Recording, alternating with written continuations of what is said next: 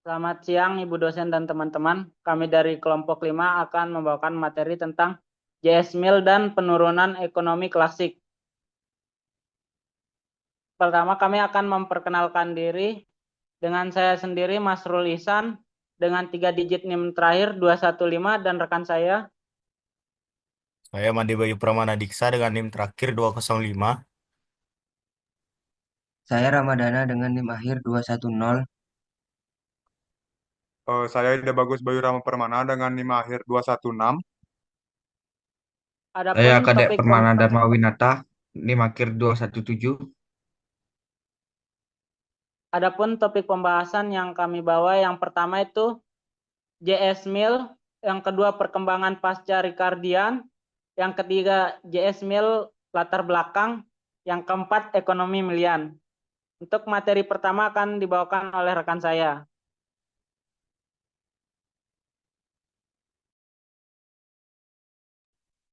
Baik, untuk materi yang pertama yaitu Jasmil. Jasmil pada tahun 1806 sampai 1873 adalah seorang pemikir yang sangat tidak biasa dan juga berbakat, yang memberikan kontribusi yang signifikan. Kekuatan intelektualnya dilengkapi dengan pendidikan, memiliki keluasan dan juga intensitas yang unik. Meskipun Jasmil adalah seorang ahli teori ekonomi yang sangat cakap, latar belakang intelektualnya mengarahkannya pada isu-isu sosial yang jauh lebih luas daripada yang biasanya dibahas, untuk meningkatkan peran individu dalam masyarakat dan juga memandang ekonomi hanya sebagai salah satu aspek aktivitas sosial. Jadi pada akhir periode klasik, keterbukaan pemikirannya salah satu aset terbesarnya memungkinkan untuk memodifikasi doktrin klasik dalam beberapa cara. Cara ekonomi secara kebersamaan atau bersamaan merupakan pernyataan yang paling matang, dan posisi klasiknya berawal dari periode baru dalam pengembangan pemikiran ekonomi. Waktu yang singkat yang dibutuhkan Mill untuk menulis buku tersebut mencerminkan pandangannya bahwa disiplin ilmu tersebut telah berkembang dengan sangat baik sehingga hanya sedikit masalah besar yang masih harus dipecahkan dan juga dimasukkan ke dalamnya ide-ide baru. Akan tapi, ia juga merupakan seorang pemikir orisinal yang memberikan kontribusi yang sangat khas, dan juga ia tidak menekankan dalam teori perdagangan internasional maupun di dalam analisis penawaran dan juga permintaan. Sebelum menelaah kontribusi Mill, pentingnya untuk mensurvei beberapa dari sekian banyak kritik terhadap doktrin Ricardian yang ditanggapi Mill.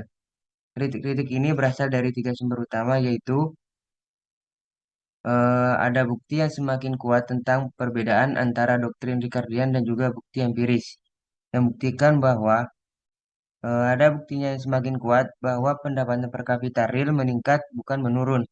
Seiring dengan peningkatan populasi dan dengan teknologi yang juga berkembang pesat, di sektor pertanian mengalami peningkatan bukan mengalami penurunan dan juga mendapatkan keuntungan.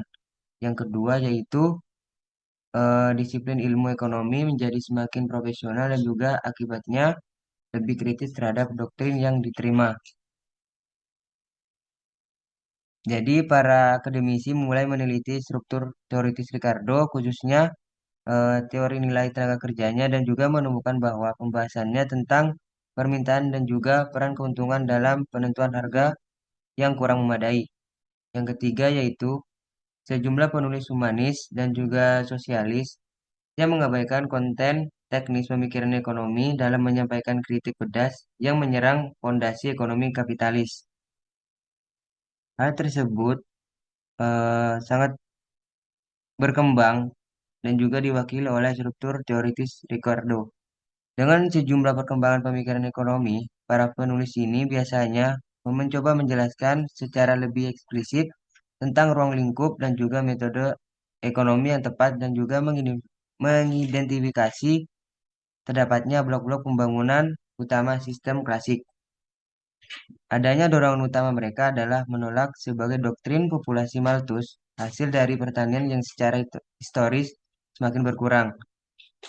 Adanya juga doktrin dana upah dan juga mengganti teori nilai tenaga kerja dengan teori nilai yang di dalamnya terdapat laba. Hal tersebut merupakan penentu harga dan juga di mana peran permintaan maupun utilitas dalam menentukan harga relatif diperluas. Bisa di next. Nah, di sini ada perkembangan pasca Ricardian di mana ada beberapa yang termasuk revisi dari sikap terhadap lingkup dan juga metode ekonomi serta pemikiran ulang terhadap pilar-pilar pemikiran ekonomi klasik seperti doktrin populasi Malthus, konsep keuntungan yang semakin berkurang dalam pertanian, doktrin dana upah, dan juga konsep sewa tanah Ricardian. Untuk yang pertama, dari perkembangan pasca Ricardian, adanya kritik awal ekonomi klasik. Bisa di next. Nah, di sini sebagian besar sosialis pramaksian awal ini menganjurkan cara-cara tanpa kekerasan untuk menghilangkan konflik dalam masyarakat. Meskipun solusi yang ditentukan berbeda-beda pada setiap kaum sosialis, awal secara tidak langsung mempengaruhi perkembangan teori ortodoks dan juga mempengaruhi Jas Mill dan memiliki dampak besar khususnya di Inggris pada legislasi dan pembentukan gerakan buruh yang terkait dengan sifat laba sebagai sumber pendapatan dan juga merupakan hasil dari upaya yang kurang lebih sadar untuk melawan penyebaran ideologi sosialis. Jadi, banyak kritikus ekonomi klasik awalnya tidak memiliki banyak kesamaan selain keberatan mereka terhadap ekonomi Smith dan juga Ricardo. Ada beberapa yang sering disebut sosialis akan tetapi tidak mungkin dipertanyakan. Hal tersebut merupakan salah satu tema pemersatu yang mengikat kelompok yang beragam yang disebut dengan sosialis, yang merupakan pandangan mereka tersendiri tentang fungsi kapitalisme di Eropa Barat pada abad ke-19 sebagai sesuatu yang tidak humanis atau harmonis. Sebagian besar pra-sosialis ini menyuruh cara-cara tanpa kekerasan untuk menghilangkan konflik dalam masyarakat. Para kritikus awal dari kubu kiri yang menolak asumsi harmoni ini memiliki beragam ide. Sebagian menggunakan teori nilai kerja untuk menyatakan bahwa karena nilai kerja adalah sebagai nilai, maka ia harus juga menerima semua ataupun lebih dari hasil kerjanya. Sebagian menganggap bahwa kerja pasar yang kompetitif tidak diinginkan. Sebagian juga merekomendasikan koperasi sebagai wadah yang menginginkan ilmuwan dan juga insinyur untuk memainkan peran yang lebih besar dalam ekonomi melalui perencanaan negara dan juga sebagian menganggap bahwa distribusi pendapatan tidak adil. Selain itu juga mereka mengusulkan berbagai solusi bahkan menyarankan kembali ke ekonomi dan juga masyarakat yang tidak lagi didominasi oleh perusahaan-perusahaan baru dan juga yang lebih besar. Tentunya di dalamnya terdapat pengrajin dan juga perusahaan-perusahaan kecil yang memainkan peran yang lebih besar. Bisa di next. Yang kedua yaitu ruang lingkup dan juga metode ekonomi. Penerimaan metodologi yang dipraktikkan oleh Ricardo dan juga diuraikan senior berdampak buruk pada ekonomi pasca Ricardian. Salah satunya cara untuk menilai kecukupan suatu teori adalah dengan menguji kemampuannya untuk memprediksi. Ekonomi Ricardian menunjukkan bahwa meskipun bentuknya abstrak dan juga diformulasikan untuk memberikan solusi bagi pertanyaan politik dan juga ekonomi yang signifikan pada masa itu. Oleh karena itu, ia membuat prediksi tertentu yang dapat diuji secara empiris. Jadi, metodologi Ricardian, mereka yang baru menganggap bahwa ekonomi sebagai disiplin ilmu yang didasarkan pada asumsi-asumsi sederhana tertentu. Oleh karena itu, tugas ekonomi adalah mengoreksi logika sebagai sistem untuk memastikan bahwa kesimpulan mengikuti asumsi-asumsi yang diberikan. Posisi metodologis semacam itu memberikan kontribusi yang signifikan terhadap pengembangan teori ekonomi selama pasca Ricardian ketika konflik muncul antara teori ekonomi dan juga data empiris yang tersedia. Karena hal tersebut menyebabkan para ekonom mengabaikan data tersebut. Dalam buku An Outline of the Science pada 1836 menunjukkan bahwa senior mendefinisikan ekonomi politik sebagai pembahasan tentang hakikat, produksi, dan juga distribusi kekayaan. Fondasi ekonomi sebagai ilmu yang didasarkan pada 4 prinsip yang jelas dan juga tugas ekonomi adalah mengembangkan Jasmine dan juga menunjukkan bahwa kemunduran ekonomi klasik. Terdapat 4 proporsi atau prosesi dasar senior yang menjadi dasar ilmu ekonomi adalah yang pertama prinsip rasionalitas, yaitu bahwa manusia bersifat rasional dan juga penuh perhitungan serta akan berusaha memperoleh kekayaan dengan pengorbanan seminimal mungkin. Yang kedua yaitu doktrin populasi Malthus. Yang ketiga, prinsip keuntungan yang semakin berkurang dalam pertanian. Yang keempat, prinsip keuntungan yang terus meningkat secara historis bagi industri. Pandangan ekonomi sebagai disiplin ilmu yang murni tersebut memiliki konsekuensi yang penting bagi pengembangan teori ekonomi. Akan tapi, sebelum mengkaji konsekuensi tersebut, tentunya kita harus melihat aspek menarik lainnya dari posisi metodologi senior. Nah, senior sendiri merupakan salah satu ekonom pertama yang dengan tegas menyatakan bahwa ekonomi harus menjadi ilmu positif. Senior juga percaya bahwa ekonom sebagai ilmuwan harus berhati-hati dalam membedakan antara penilaian normatif dan juga analisis ekonomi positif. Salah satu contoh pandangan ini adalah dalam sistem senior adalah perbedaannya antara hukum universal yang mengatur sifat dan juga eh, produksi kekayaan. Yang kedua yaitu terdapat prinsip-prinsip yang mengatur distribusi pendapatan serta mencerminkan kebiasaan dan juga struktur kelembagaan ekonomi tertentu. Yang ketiga, bisa di next.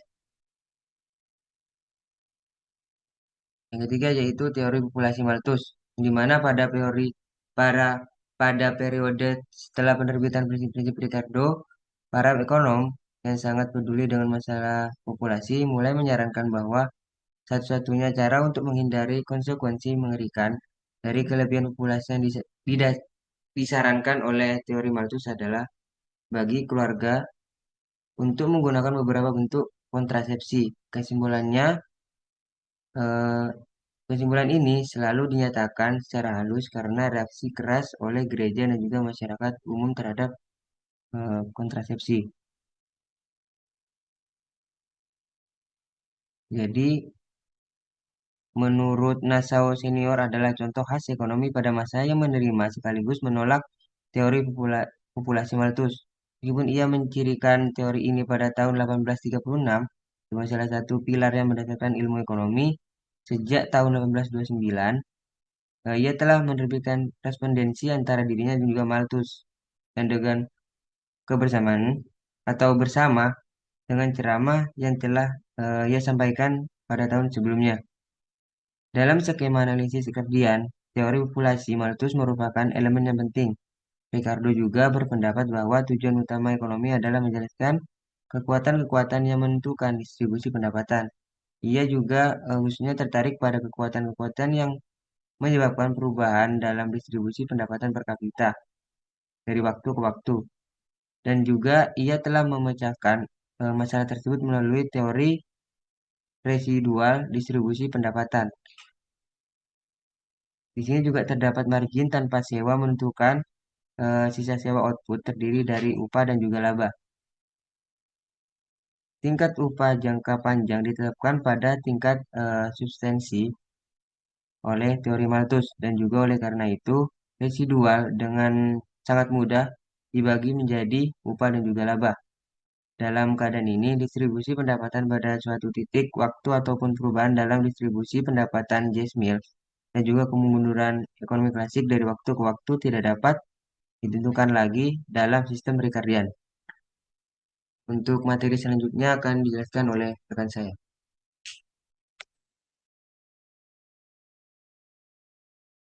Baik, saya akan menjelaskan materi dari doktrin dana upah. Teori populasi Matthews digunakan untuk menjelaskan tingkat upah real dalam jangka panjang. Penjelasan jangka pendek Ricardian tentang upah didasarkan pada analisis penawaran dan permintaan yang dikenal sebagai doktrin dana upah.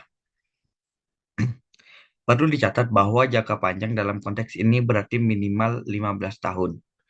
Berdasarkan teori populasi Malthus dalam bentuk subsistensi minimumnya, peningkatan upah real pada tahun berjalan tidak akan berdampak pada tingkat upah di masa mendatang untuk beberapa waktu, tergantung pada usia masuk ke dalam angkatan kerja. Jika berasumsi bahwa peningkatan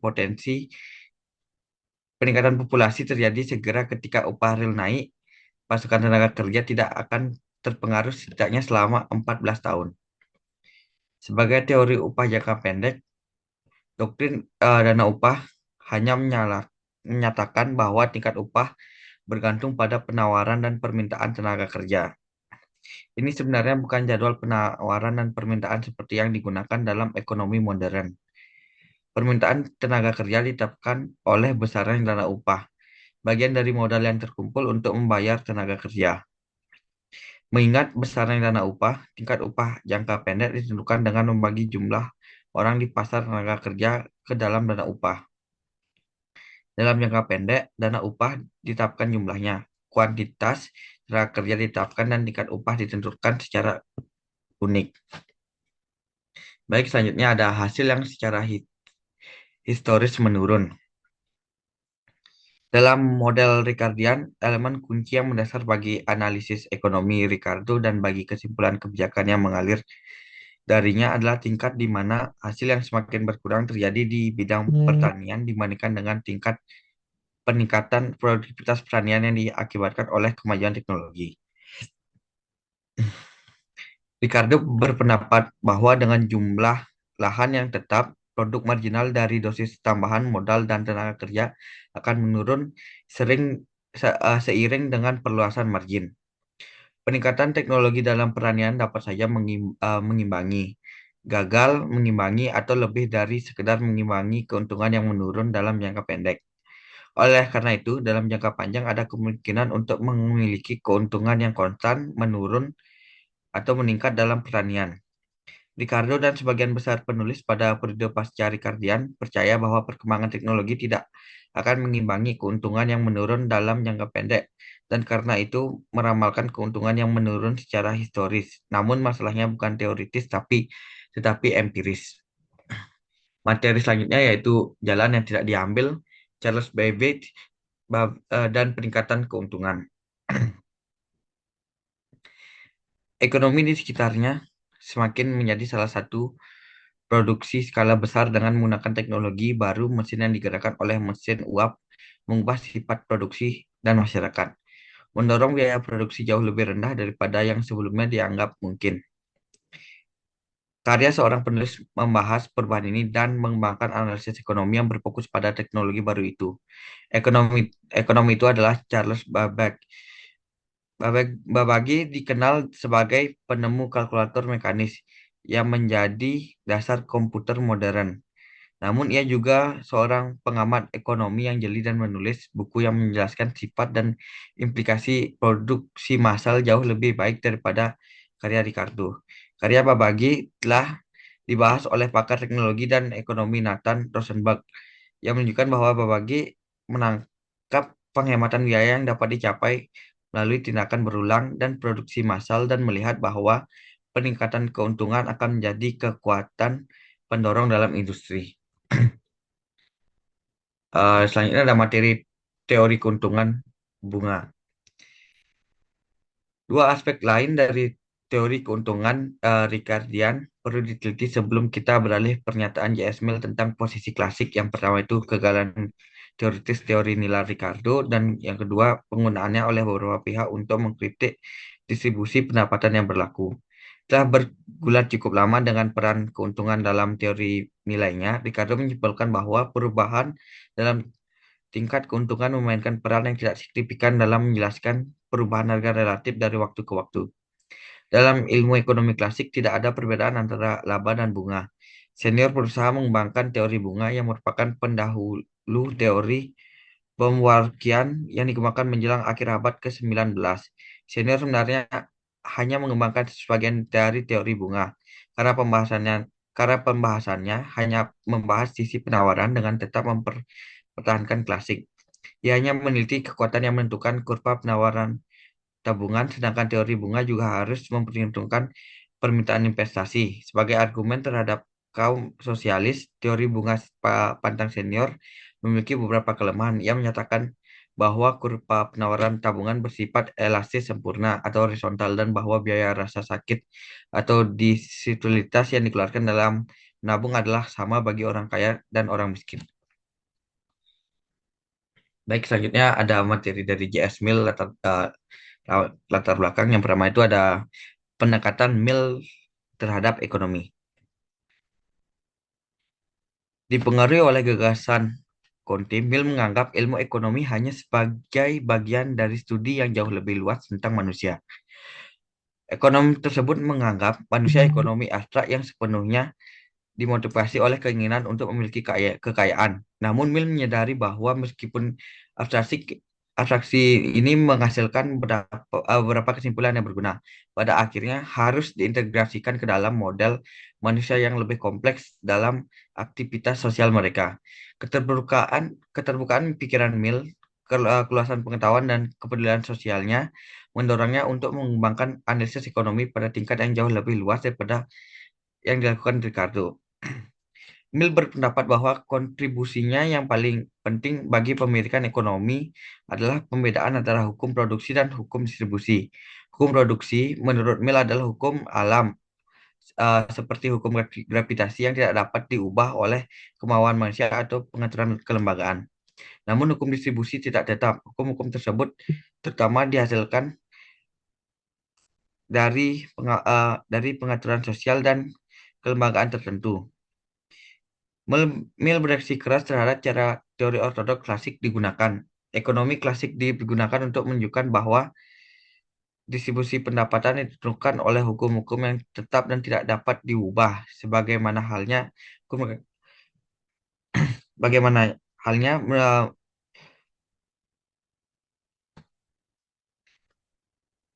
meyakini bahwa hukum produksi maupun hukum distribusi tidak dapat diubah oleh struktur kelembagaan masyarakat.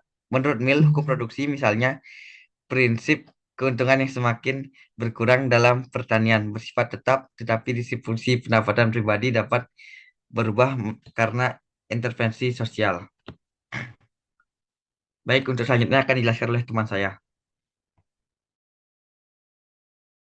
Baik, selanjutnya elektisisme. Kekuatan besar Mill yang juga merupakan kekuatan dari dua ekonomi Inggris pasca Millian yang paling penting.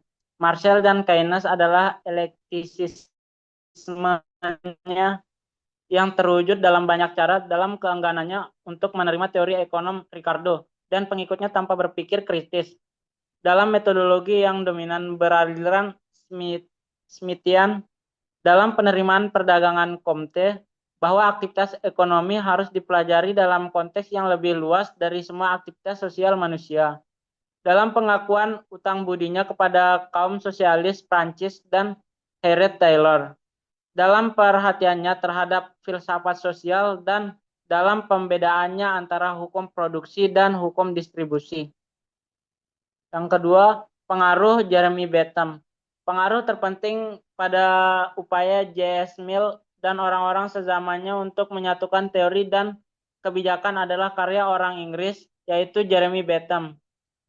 Tidak diragukan lagi bahwa James Mill sangat dipengaruhi oleh Bentham dan bahwa Bentham dan para pengikutnya memiliki pengaruh penting pada undang-undang dan reformasi ekonomi, politik, dan sosial selama periode ini. Meskipun J.S. Mill seperti para radikal filsafat sangat tertarik pada reformasi politik, ekonomi, dan sosial, ia menolak sebagian aspek Benthamisme yang diterima ayahnya. Dua bagian dari Bentham yang mengganggunya secara khusus yaitu dogmatisme dan bahwa dalam beberapa hal mereka tidak cukup radikal. Next.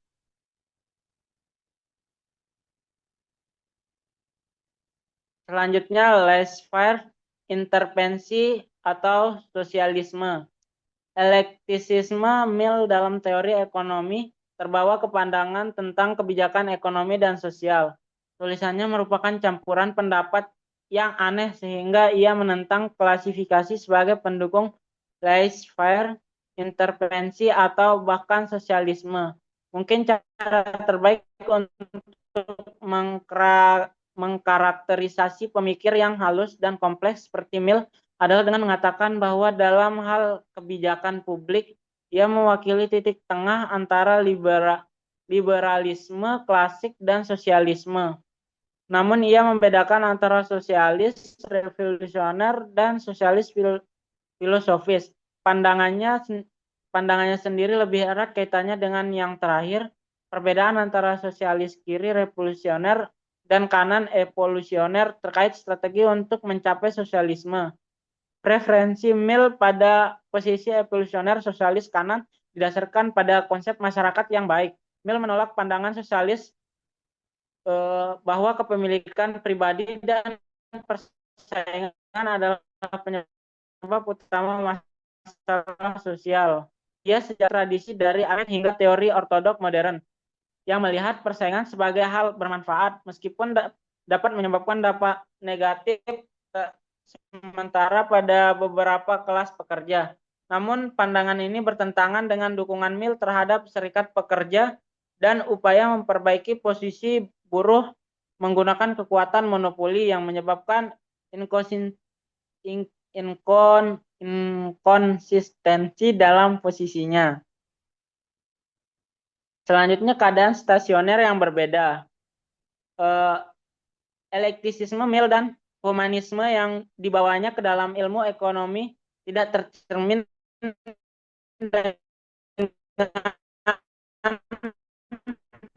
di mana tidak terlihat pun lain dalam pembahasannya tentang kecenderungan jangka panjang ekonomi. Meskipun bukti empiris menunjukkan hal yang sebaliknya, Mill tetap menggunakan model dasar Ricardian yang meramalkan tingkat keuntungan dan keadaan stasioner. Namun keadaan stasioner Mill bukanlah keadaan suram yang dibayangkan Ricardo. Dalam sebuah bab terkenal tentang keadaan stasioner, Mill mengambil pandangan kritis terhadap masyarakat sendiri dan menguraikan harapannya untuk masa depan, kebahagiaan, kesejahteraan, dan peningkatan individu merupakan kriteria Mill untuk masyarakat yang baik. Ia dengan jelas menunjukkan bahwa hal-hal ini tidak selalu diukur dalam barang-barang pertumbuhan populasi itu sendiri. Yang baik menurut Mill, keadaan statis mungkin merupakan masyarakat yang sangat diinginkan karena laju aktivitas ekonomi akan menurun dan lebih banyak perhatian akan difokuskan pada industri kesejahteraan ekonomi dan non-ekonomi.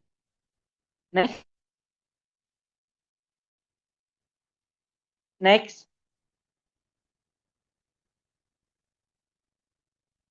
Selanjutnya filsafat balik. Selanjutnya filsafat sosial Mill. Garis besar filsafat sosial Mill mencerminkan kekuatan intelektual yang mempengaruhi hidupnya. Dengan keterbukaan pikiran yang unik, ia mampu melepaskan diri dari liberalisme klasik yang ketat yang ditanamkan di masa mudanya dan mencoba memodelkan teori kebijakan campuran liberalisme dan sosial. Meskipun ia dipengaruhi oleh kaum sosialis utopis dan istrinya, ia tidak dapat menerima argumen utama mereka tanpa berpikir kritis, bahwa banyak kesalahan masyarakat kontemporer adalah akibat dari institusi baik memiliki pribadi maupun persaingan.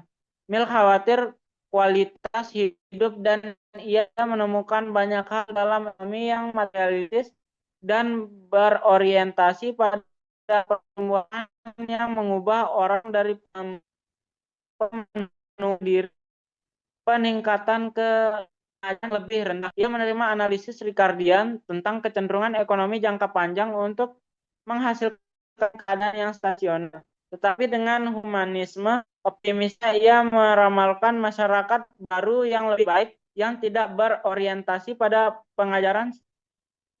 Baik, materi selanjutnya akan dilanjutkan oleh rekan saya.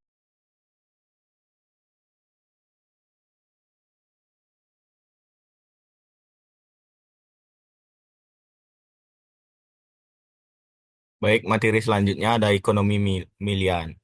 Yang pertama ada peran teori. Dipengaruhi oleh literatur pemikir ortodoks dan heterodoks. Mill mendekati teori ekonomi teknis secara kritis, meskipun ia menganggap dirinya hanya memperluas analisis dasar Ricardo. Dalam sejumlah bidang, Mill membuat perubahan mendasar dalam teori nilai Ricardo. Richard Jones dalam esainya tentang distribusi kekayaan tahun 1831 mengkritik teori sewa Ricardo khususnya dan posisi klasik secara umum karena analisis mereka mengabaikan keadaan historis dan kelembagaan ekonomi. Mengambil posisi historis relativistik, Mill menunjukkan bahwa operasi persaingan dalam ekonomi pasar merupakan fenomena historis yang relatif muda dan bahwa jika kita melihat ke belakang, kita menemukan bahwa kebiasaan secara tradisional telah memainkan peran utama dalam memecahkan masalah ekonomi seputar distribusi pendapatan. Mill menyajikan materi historis yang menggambarkan berbagai pengaturan kelembagaan yang telah ada di masa lalu dan yang hadir dalam ekonomi yang kurang berkembang dan berkurang berorientasi pada pasar masanya. Baik, selanjutnya ada pabrik pada analisis kontekstual. Elastisisme yang kita temukan dalam pemeriksaan Mills atas keunggulan kapitalisme dan kepemilikan pribadi jika dibandingkan dengan komunisme juga merupakan refleksi dari analisis kontekstual tipe Smithian ini. Mill menyarankan bahwa ia akan memilih komunisme teoritis murni yang kontras dengan kapitalisme yang ada. Tetapi ia segera menyatakan bahwa ini bukanlah dasar yang tepat untuk pilihan. Kapitalisme yang ada, dan tentu saja kapitalisme yang direformasi secara sosial, dibandingkan dengan komunisme sebagaimana yang mungkin terjadi memberikan keseimbangan yang menguntungkan sistem kapitalisme kepemilikan pribadi. Bisa di next. Selanjutnya ada teori nilai. Teori nilai atau harga relatif yang disajikan oleh Mill merupakan penolakan mendasar terhadap teori nilai kerja Ricardo. Meskipun Mill secara khas menekankan bukan penyimpangannya dari dogma Ricardian, tetapi kesinambungan antara teorinya dan masa lalu. Ia menyajikan teori biaya produksi nilai di mana biaya uang pada dasarnya mewakili biaya real atau disutilitas kerja dan pantangan. Dalam hal ini, Mill dan senior memiliki teori nilai yang sebanding. Akan tetapi, Mill melepaskan pencarian Ricardian untuk nilai absolut berdasarkan beberapa ukuran nilai yang tidak berubah. Meskipun Mill tidak membedakan antara jangka pendek dan jangka panjang seperti yang dilakukan Marshall, ia tampaknya memiliki gagasan yang samar-samar tentang perbedaan ini dan menganggap tugas utamanya adalah menjelaskan bagaimana harga relatif ditentukan dalam jangka panjang. Selanjutnya ada teori perdagangan internasional. Seperti yang telah kita ketahui, Ricardo berpendapat bahwa jika terdapat keunggulan komparatif, perdagangan internasional akan meningkatkan produksi dunia dan menguntungkan semua ekonomi perdagangan. Dan bahwa kisaran harga internasional atau syarat perdagangan barter yang memuaskan semua negara yang berdagang akan ditentukan. Mill mempertimbangkan bagaimana keuntungan dari perdagangan akan dibagi dan memberikan jawaban yang sangat tepat, mengingat fakta bahwa ia tidak menggunakan teknik matematika dan konsep elastisitas. Marshall dan Edward yang kemudian menyajikan argumen Mill dengan lebih tepat dengan bantuan teknik matematika dan diagram, mengakui dan memuji kontribusi Mill.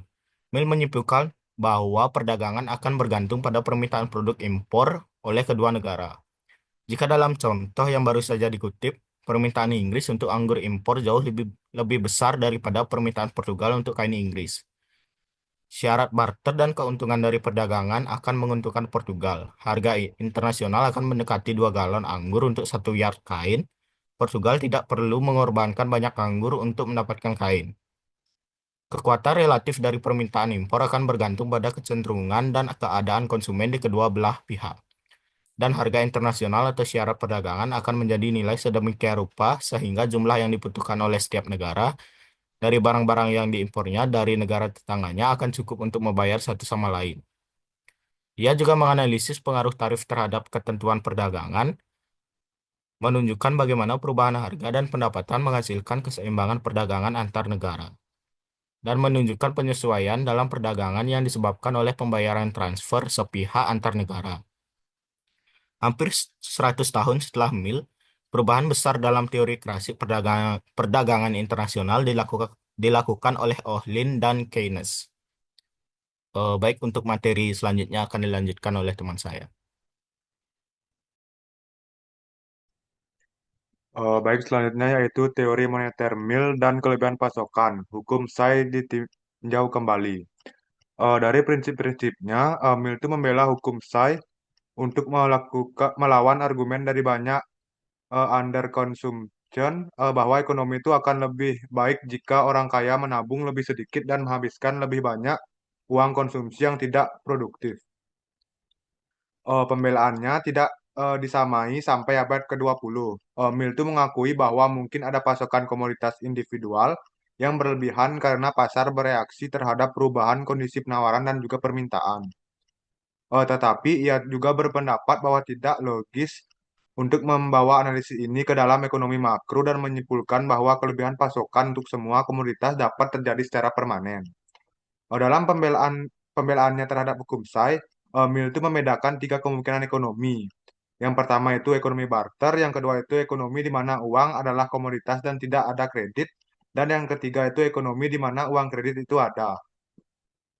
Dengan secara terang-terangan memperkenalkan uang ke dalam diskusi tentang kemungkinan kelebihan produksi umum, Mill itu secara signifikan meningkatkan argumen yang mendukung hukum Say yang sebelumnya diberikan oleh Ricardo, James Mill, dan Say sendiri. Mill itu menunjukkan dengan sangat jelas bahwa tidak akan pernah ada kekurangan permintaan agregat dalam ekonomi barter, karena kepuasan untuk memasok komoditas mengandaikan adanya permintaan terhadap komoditas. Selanjutnya, sekolah mata uang dan perbankan. Pandangan Mill tentang teori moneter dikembangkan dalam konteks zaman dan mencerminkan pendekatan metodologisnya, di mana reaksi terhadap masalah praktis mengarahkan teori-teori yang berkembang terpisah dari pernyataan kebijakan. Konteks saat ini merupakan perpanjangan dari debat bullion dan cara menangani resesi berkala dan gangguan keuangan yang sedang terjadi. Perpanjangan dari debat bullion disebut perdebatan sekolah mata uang atau sekolah perbankan. Sekolah mata uang meneruskan posisi bullion dengan menyatakan bahwa standar kertas dan emas campuran harus tunduk pada aturan yang tidak dapat digoyahkan dan beroperasi sebagaimana standar emas yang ketat. Kebijakan ini menurut mereka itu adalah satu-satunya cara untuk mencegah pencetakan uang yang bersifat inflasi, di mana sekolah perbankan berpendapat bahwa kebijakan moneter yang lebih fleksibel diperlukan dan bahwa sekolah selama doktrin uang real diikuti oleh bank, tidak diperlukan kontrol atas penerbitan uang kertas. Menariknya, Robert Torrance yang merupakan pendukung utama posisi anti-bullion, cikal bakal posisi sekolah perbankan beralih pihak dan mendukung sekolah mata uang. Jadi next. Next. Selanjutnya ada dana upah atau pencabutan Mill. Doktrin dana upah digunakan oleh beberapa ekonom dan sejumlah penulis populer sebagaimana argumen terhadap pembentukan serikat buruh. Menurut teori dana upah, tingkat upah ditentukan oleh jumlah angkatan kerja dan jumlah dana upah. Dan segala upaya buruh untuk menaikkan upah dengan cara apapun akan sia-sia. Ini adalah contoh bagaimana teori ekonomi ortodoks itu digunakan untuk membuktikan bahwa upaya untuk meningkatkan kesejahteraan kelas pekerja dengan menyediakan distribusi pendapatan yang lebih merata tidak akan berhasil. Doktrin dana upah menegaskan bahwa permintaan tenaga kerja ditentukan secara mutlak oleh besar dan upah. Mill kini menarik diri dari posisi ini dan berargumen bahwa meskipun jumlah dana maksimum yang dapat digunakan untuk membayar upah ditetapkan, tenaga kerja dan tingkat upah tertentu mungkin tidak menghabiskan jumlah yang ditetapkan ini. Berdasarkan penilaian ini, tingkat upah tidak ditentukan secara pasti, ada berbagai kemungkinan upah. Oleh karena itu, serikat pekerja dapat menaikkan upah melalui proses perundingan. Meskipun Mill menolak doktrin dana upah dan ditinjauannya pada tahun 1869 atau buku Thornton edisi ke-7 yang diterbitkan pada tahun 1871 tidak membuat perubahan apapun dalam hal ini. Karena Mill berpendapat bahwa perkembangan baru ini belum matang untuk digabungkan dalam risalah umum tentang ekonomi politik. Baik, sekian yang dapat saya sampaikan. Saya kembalikan ke moderator.